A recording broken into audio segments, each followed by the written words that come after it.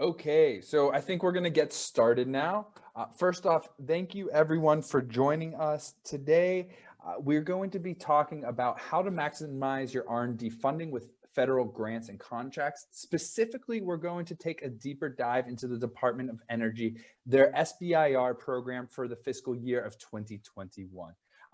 At any point during this presentation, if you have any questions, please submit them to the Q&A portion. We will answer everything at the end. We'll also try to answer the questions rolling throughout the entire presentation. Also, you will see a QR code on the slides.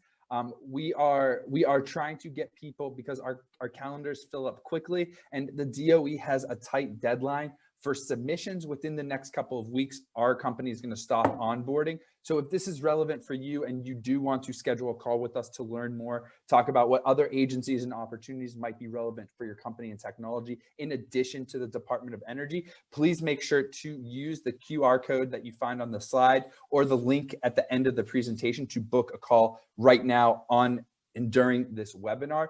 We're actually going to be offering one extra free month of our services to any company and person that schedules a call during the webinar right now. So please make sure to use that and let's get started. All right. So today, as I said, we're going to be talking about the Department of Energy SBIR for fiscal year 2021. My name is Max Frischman. I am the Director of Sales for Eagle Point Funding. And we're also joined by my colleague, Asher Radinsky. He's one of our marketing managers. So I'm really going to pass the torch off to Asher and let him take it away from here. Again, you can see usually in the bottom left corner, we do have that QR code for you to just take a quick picture, open up your phone, hit the photo, click it, and it'll take you to our calendar. So Asher, take it away to start with that zoom out to in perspective on federal funding, the different mechanisms, and then I'll jump back in to talk more specifically about the DOE and where we fit into place. Sure. Thank you for the introduction, Max. Yeah, so now is one of the, as Max briefly touched upon, now is one of the best times to talk about federal funding. But to start off from a really high level overview, the 2020 budget for federal R&D funding was $161 billion this year. And to private industry, the funding amount ranges anywhere from $30 to $60 billion. So there's been quite a lot of funding going to private industry. And as you know, it can span any array of technology. It's really focused on anything the government deems innovative. So they're really looking to tackle and find innovative ideas that can help either benefit the economy or benefit themselves in some cases, to really bring about change and to keep America on the cutting edge. Max, if you wouldn't mind moving to the next slide. Perfect. So there's two different types of funding that we usually discuss. There's diluted funding, which most of you probably know about, usually venture capital angel investors. It usually comes with some strings attached. So transfer of equity, board members, IP rights might be up in the air. There are conflict of interests and a whole, basically, you're taking on more partners and more diluting the share of your company, essentially. Non-dilutive funding is, there's no equity sharing, no interference, all IP rights maintained, and basically, people who the government is essentially one of the largest non-dilutive funder, and they're looking for you to run your company the way you want to run it. So they're not trying to micromanage. They're not trying to change the ethos of the company or anything like that. Their goal is to have you operate the way you think is most optimal, because when they invest in you, they believe in you. They're really putting their faith in you. So it really comes with more, more benefits and more flexibility, which is a really big benefit when it comes to non-dilutive funding. Max, if you don't mind. So perfect. Federal funding is viewed as a hallmark of quality. So when you are able to impress, let's say you're able to impress a scientist at the Department of Energy, investors view that as, wow, you guys are onto something. So this is a really interesting statistic. For every dollar that goes into, this was a study done by the Milken Institute, for every dollar invested in research and development from the government, that company saw $8.38 back in from the private sector over an 8-year period. So it really is basically the hallmark of quality. People are looking for it. People believe in companies that, hey, if you're a space company, for example, and you get funded by NASA, they view that as this company's serious and they have innovation that is cutting edge and investors are interested in that and they want to be a part of that. If you wouldn't mind, Max. Okay, so this list is a list of industries that have been historically, the government has been searching for. Essentially, a lot of these grants, they offer focus topics in specific areas. And this list, this is only the first page out of 2, is the focus topics that have been offered in the past. So as you can see, it's pretty thorough. And more than that, if Max moves on to the next page, we'll see that there's even another topic. So if you don't see your technology here, there usually are focus topics available. In addition to that, even in the current DOE announcement, there is another topic for many categories. So the federal government's aware that they're not aware of everything that's out there, that every tech, they don't have necessarily a pulse on it, but they are interested in, 1, learning about it, and 2, potentially investing in it. So it's definitely something that is broad. And what's considered innovative is it's basically deep tech that either A, again, like we said, can contribute to the economy and bring overall good, or B, that they can use it. So agree to usage. So for example, they're looking for new energy systems or new ways to harness energy. That's greedy. They're looking to use it. They're not looking to simply benefit the economy. So there's quite a list, and you guys can look over this when we send you the slides afterwards. So here are 6 companies out of the 60,000 plus companies that have received grant funding. As you can see, I mean, these are some big players now in the industry. Qualcomm is, I mean, in particular, has been doing quite well. But again, a lot of companies have really received and got their starts and their roots in federal funding. And this is, again, because there is a flexibility with it and an ability to take it in ways that otherwise would have been restricted if depending on shareholders or venture capital to kind of dictate how to run the company. As opposed to that, we're able to really drive it in a way that is most beneficial and comes out with really great technologies. Max, if you wouldn't mind. Perfect. And 3 out of the many technologies that have received funding that you guys probably all potentially have 2 out of the 3 in your pocket. Sorry, Android users. Internet, GPS, and Siri. So, I mean, again, lots of tech comes out of the federal funding, especially when it comes to research and development. And it's important to kind of understand that this is something that can really change the structure and the way that you're able to maneuver your company. Max, if you don't mind.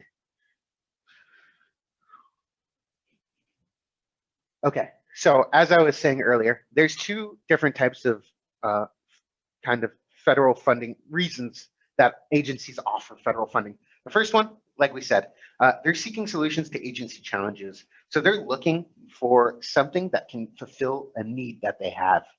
And this investment might potentially lead to a business to government contract. And the government, again, is a tier 1 client. So they are a really nice client to have when it comes to growing your business and bringing on new clients. And again, it's a hallmark of quality. Max, if you wouldn't mind. So how it works is the first thing that happens is let's take the Air Force, for example. If they're looking for a solution, so let's say they're looking for a new helmet for their pilots, they'll post an opportunity for R&D funding. So they'll say, hey guys, we're looking for a new helmet. They'll get a few proposals back. They'll see what's out there. And then based off of their proposals, maybe we'll take 2 out of 3 most promising proposals and decide to make an investment. What happens with that is that they see how you perform when it comes to the research and development. And then after that, they have the opportunity to become an early adopter or a customer. So they're really looking for it to fit a need. So that's a real, they're trying to fit the challenge. They're trying to solve something, and they know that private industry really has the ability to be quite more flexible and faster when it comes to certain innovations. So they realize that, and that's kind of why they came up with this system, because they realized that they have to turn to commercial partnering in order to bring themselves into the future, into high technology. Max, if you don't mind. The second one, as we discussed, is altruistic. So it's investment for the economy, society, or global influence.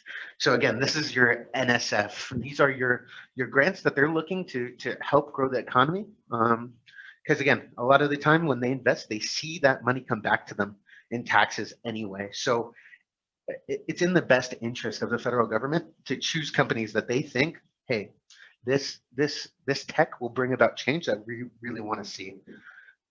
Max, if you don't mind.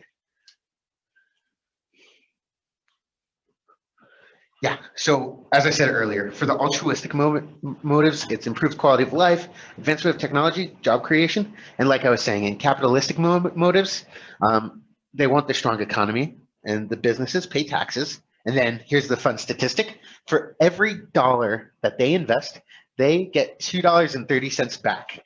So again, they're really seeing a benefit into funding companies. The most important is that they really inspect the companies that they want to fund, because they don't want to simply fund a company and then, hey, nothing happens. They're looking for innovation, as I said earlier. If you don't mind, Max.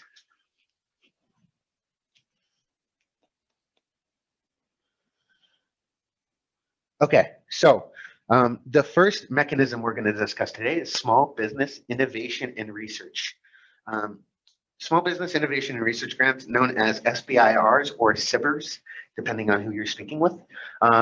There's a $3.5 billion budget. Usually it's phased funding, and the award sizes are semi-standard, as you can see. So phase one is usually $50,000 to $256,000, and it's a proof of concept stage. It's you saying, hey, we have this idea, we think it could work for you. The next phase, a little bit more rigorous, phase two.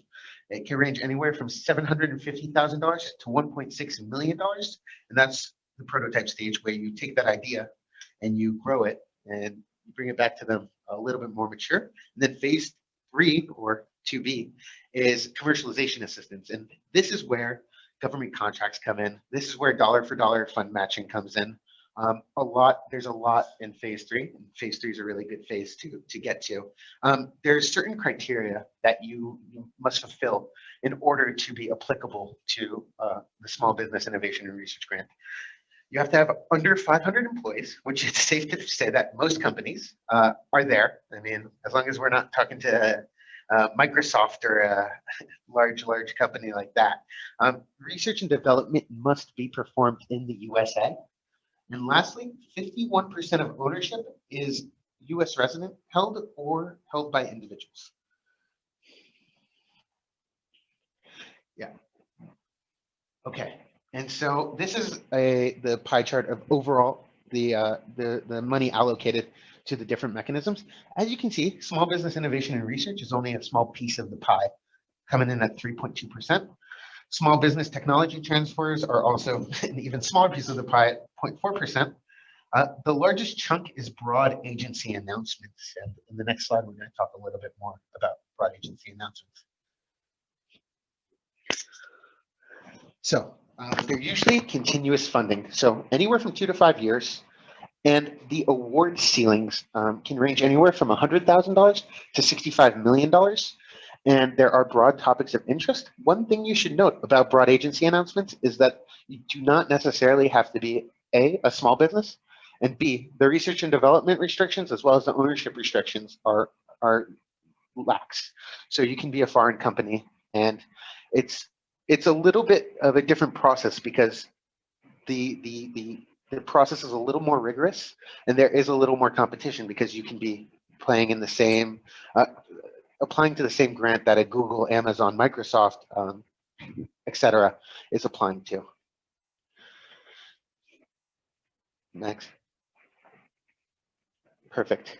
So grants, the research and development grants usually fund certain costs. So they can finance your research and development project in your staff salaries, subcontractors, instruments, materials, facilities and administration's costs, as well as advisors. Lastly, to many grants, to all grants, there is a 7% profit, meaning that there is an amount of money that you are allowed to use discretionarily. So it is not necessarily simply tied up. You're able to use it for anything you'd like, but that's only 7%. The rest needs to be used for R&D.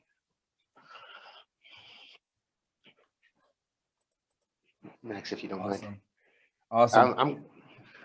Yeah, so Max is going to take over from here. He is our expert. He's the director of sales, but he is our expert when it comes to the Department of Energy.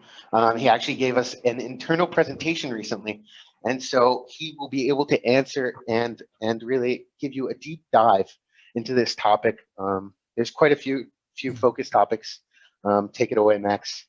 Yeah, thank you so much, Asher. It was a great overall description of federal funding and the different mechanisms. So now I'm really going to take a deeper dive into this U.S. Department of Energy, the DOE, their SBIR program for the fiscal year of 2021. It's a great program, and something that you should know from the DOE is that they offer SBIR programs only 2 times a year. So this first round, we do have it. It was pre-released on the 9th of November. It is being released officially on December 14th, and it will be closing for submissions on January 4th. Okay, so the next round opens up in, I believe it's pre-released in June, and it opens up from July to August. But let's talk about this round. Who's participating in this DOE? You can see there's 9 different offices within the Department of Energy that is going to be participating. Overall, there's 164 different topics split throughout the 9 different offices. So you can take a look here at the different offices and probably have a pretty good idea of which office your company and technology would fall under. But we do see a lot of cross collaboration between the different offices and technologies being applicable to multiple topics from different offices. So what are their priorities? They've made it, the DOE has made it extremely clear that, and everything from here is taken from the actual DOE solicitation itself for this program, that their priorities lie on AI and ML. It's artificial intelligence and machine learning.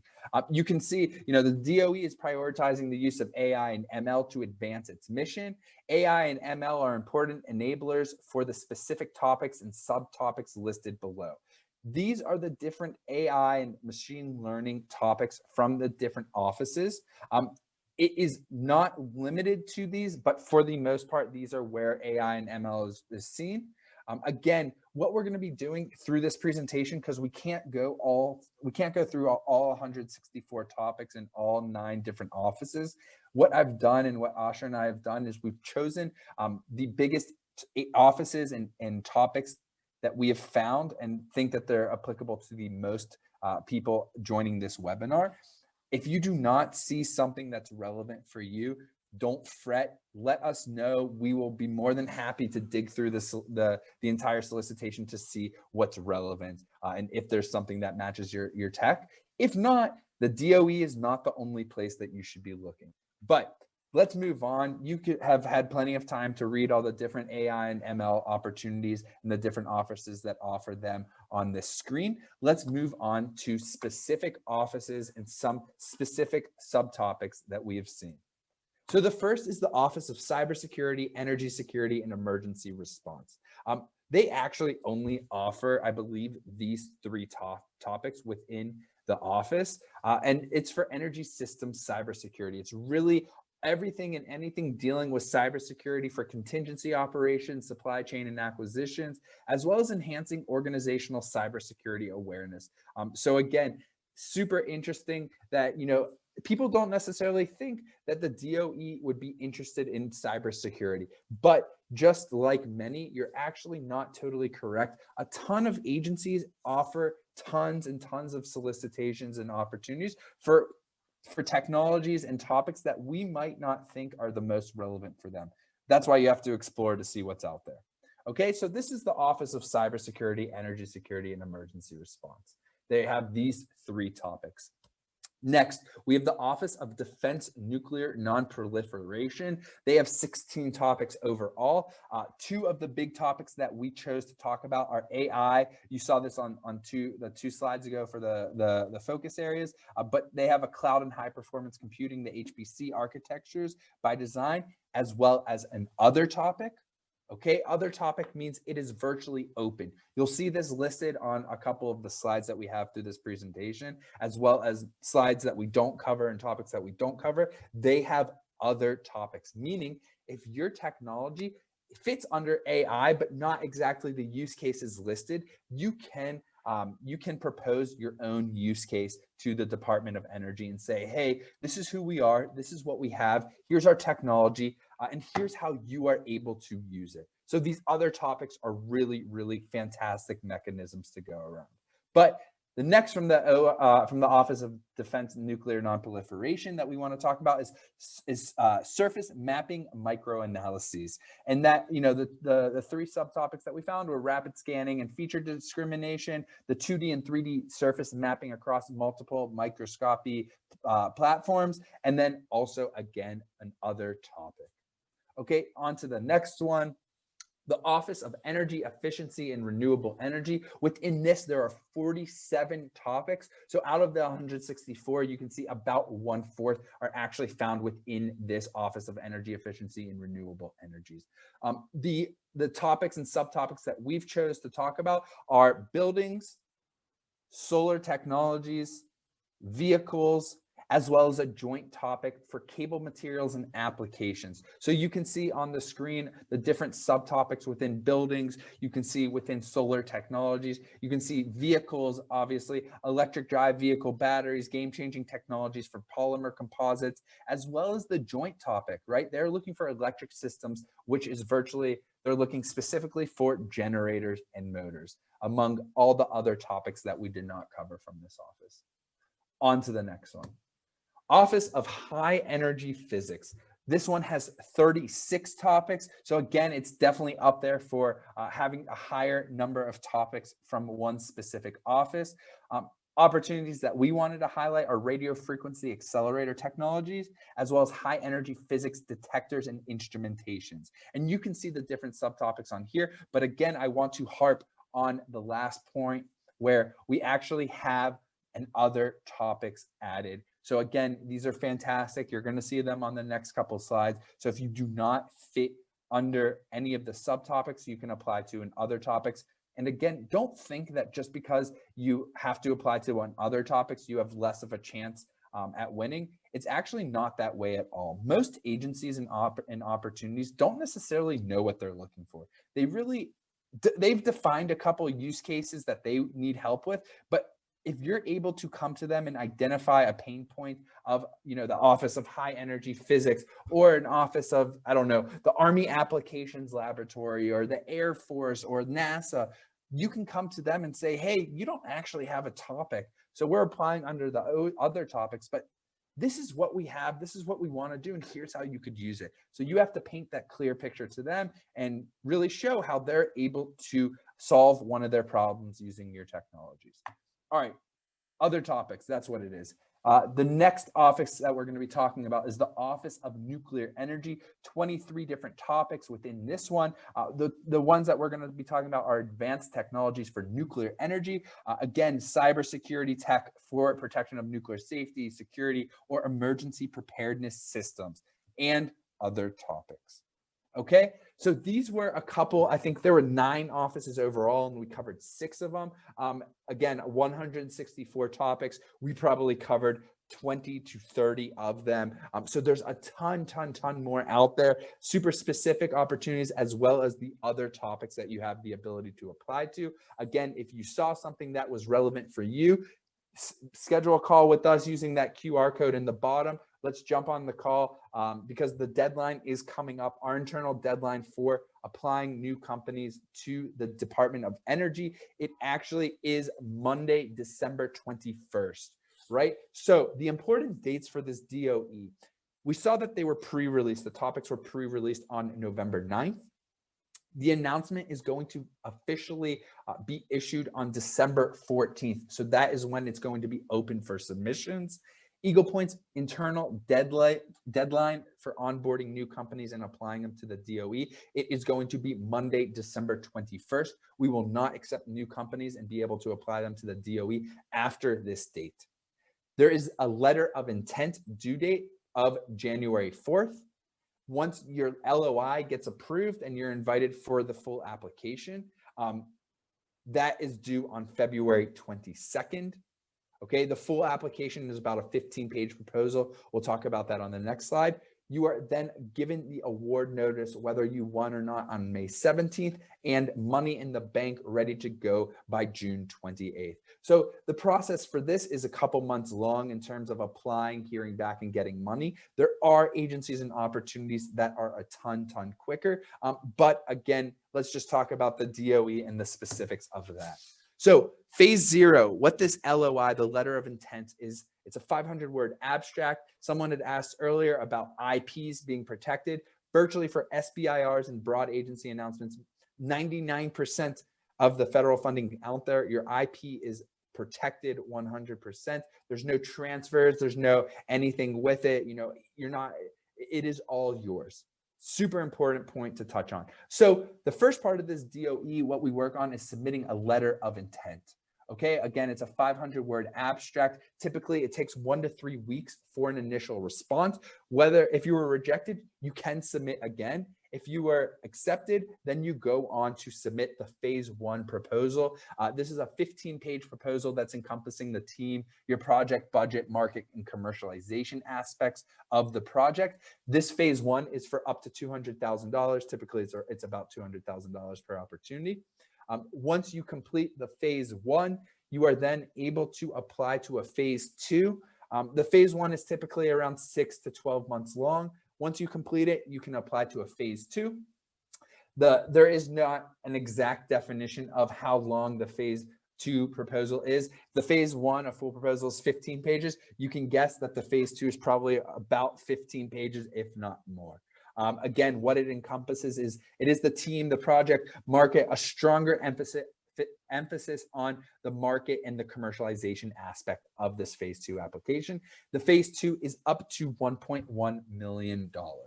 Okay, one extra part that I want to stress an immense amount on is the commercialization aspect of the Department of Energy. This is taken right from the DOE solicitation itself that we're talking about. You can see at the bottom, they are interested in helping fund the commercialization and giving you commercialization assistance. Virtually what they want to help you do is they want to fund your R&D projects through these phase 1 and phase 2s. Once you're commercially viable, they have just funded your R&D because they want to be an end user of your technology. More times than not, we see it turn into a procurement contract or a business to government contract once you go to the phases, which means no, you are not giving up your IP. No, you are not transferring your IP. No, you are not giving exclusivity, but it does give the DOE or any office within the DOE just early access to preview and be able to become an early buyer of your technology. So the commercialization aspect is what every company should thrive for when it comes to federal funding and applying and going down this route. Okay, that covers the DOE and the fiscal year 2021 SBIR. Let's talk about some of Eagle Point's winners, right? You can see 5 different companies on the screen. These have all been within the past year. And it's just to give you a little bit of an idea of some of our companies that we've worked with, what they have won. Not all of them are DOE winners. A couple of them are, you can see pretty much on the screen who is and who's not. But this is just an idea of companies that we've worked with and some big opportunities that have been won in the past year or so. So again, take a look at it. We have the AI-powered facial recognition company. They won a phase 1 and secured an MOU. They just finished applying to their phase 2 and waiting on an answer for that. We have a drone-based data management software company. They won a direct to phase 2, meaning they skipped the phase 1. This was a $750,000 opportunity. And then they went on to win a phase 3, which is commercialization assistance of $6 million. Carbon Nanotube Technology Company. This is a company that has won a ton of federal funding opportunities in the past, and we just started working with them and won them 2 different phase 1 opportunities, one from the DOE, one from the Air Force. We have just secured these phase 1s for them, and they are now going on and applying to the phase 2s for them. Again, you can see the other 2 on the screen, but I want to move on to a question that probably a lot of you all are wondering and asking. It's, how do I win? Right? Tell me the secrets of how I win. How do I get my company money?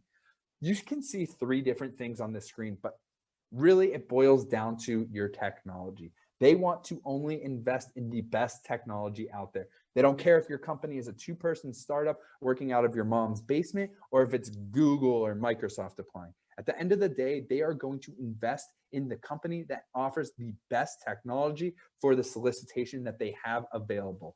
Okay? But they also care about the R&D team. They want to make sure that you have people or individuals within the company that are able to accomplish the benchmarks and the roadmap that you are setting for your company throughout the entire grant. Okay. Lastly, they want to make sure that you have a commercially viable product, right? They're investing in you more times than not to be an end user of it, and they want to make sure that there's commercial viability to it. Next point is, what are Eagle Point's keys to winning? Okay. What makes us so good at doing what we're doing that we have the ability to increase your success rate when you're working with us versus you doing it alone? Well, virtually, if you do it alone, you have about an 8 to a 12 or 13% success rate per application. Through us and through our submission and through our style of working, which we call a multi-submission strategy, we take that from about 8 to 12% to about 64% overall, which means just about 2 out of 3 of our clients wins one opportunity, at least one opportunity during the time that they're engaged with us. You can see from our past couple slides of the winners, a lot of them won more than just one opportunity. But what makes us so good at doing what we're doing? Virtually, we know the system. We know how to navigate it. We know how to look through all the agencies, any acronym that you can possibly think of to find the open SBIRs, phase 1s, phase 2s, phase 3s, broad agency announcements, RFIs, RFQs, RFPs, anything that is relevant to your company, your technology, your solution, your R&D roadmap, use cases that you all have thought of and that we can also bring to the table. Okay. We then find all those agencies. I just said that. But we apply to multiple of them. We do not just work on one opportunity. We talked about such a low success rate per submission. This is why we don't work on one opportunity. The average success rate is about 8 to 12%. Our success rate per submission is about 2 to 3 times that, so right around 20 to 30%. But that is why we work on a multi-submission strategy. We apply to a minimum of 5 opportunities for each of our clients, and that brings our overall success rate to about 2 out of 3 clients winning at least one during the time that they work with us. Finally, not only do we find all the relevant agencies and opportunities, but we are grant writers. We know how to physically tell the story about your technology and paint the picture of who you all are and what you can do to the agency that we're applying to. So those are what our keys are. And a little bit more about Eagle Point. We're actually a division of Freemind Group. Freemind is the largest world grant consultant, the largest grant consultant in the world that specializes in non-dilutive funding. They've been around for 20 years with $1.6 billion in awards for our clients to date, have over 600 active clients between all 4 of our companies. Again, everything is done in-house. Nothing is subcontracted out. So we have analysts, we have project managers, we have grant writers. We do everything. Eagle Point specifically works with all companies outside of the life sciences industry because our sister company deals with life sciences for the US federal funding. But we virtually focus on tech and energy and everything inside of that. what to expect when working with Eagle Point Funding. Once we sign a consulting agreement, once we sign an NDA, we schedule a kickoff call with you and the grant writer from our side that you will be working with during the entire 9-month term that we work together. Okay, we schedule a kickoff call to get that deeper dive into your company, your tech, your history, R&D, use cases. And then we start off by building a schedule. We search of all the agencies and build together an initial schedule of these are the agencies and opportunities open for you right now. Here's the one that we think is the best fit. Here's the one that we think you have the best chance at winning. Here's the one that has the closest deadline. And we build that out. But again, new agencies and opportunities are popping up all the time. So what we put together now is not necessarily the same in a couple months from now. There's always more opportunities coming up. But the first opportunity that we work on with your company, it requires about 40 to 60 hours from your side. The percentage of work done is about 40% on you, about 60% on us. After the first submission, the second submission is about 8 to 10 hours. 25% is on, sorry, the second submission is about 20 hours. I apologize. 20 hours for the second submission. About 25% is done on your end. Third submission and beyond, it's about 8 to 10 hours, where your workload goes down to about 10%, sometimes down to even 5 or 0%. Again, we do not work with companies on less than 5 opportunities and submissions. We will not even onboard a company if that is the case. On average, we're applying anywhere between 7 to 10 per client over a 9-month-long engagement, but we have the ability to do way more than 10 if possible. Okay, we have no maximum. So that is a little bit about us. That's where we fit into place. Federal funding, what it is, how much money is out there, Department of Energy, the different offices and opportunities. Out of the 164, here were a good chunk of them. Again, if you did not see something that fits into your company and your technology, don't fret. More likely than not, there are plenty of opportunities out there for it. We just need to do a little bit of dive into the opportunity. Okay, so here is the link to our calendar. Here's my information. Again, you can send me an email. Asher will be sending out an email tomorrow with the slides from this webinar. You can use the QR code to book a call directly for that extra 1 month free of our services. So instead of 9 months, it will be 10 months. We have some questions right now, so I'll just answer them. It says, what is the fee structure? How does Eagle Point get paid? Awesome question. We structure our costs for the standard 9-month, agreement.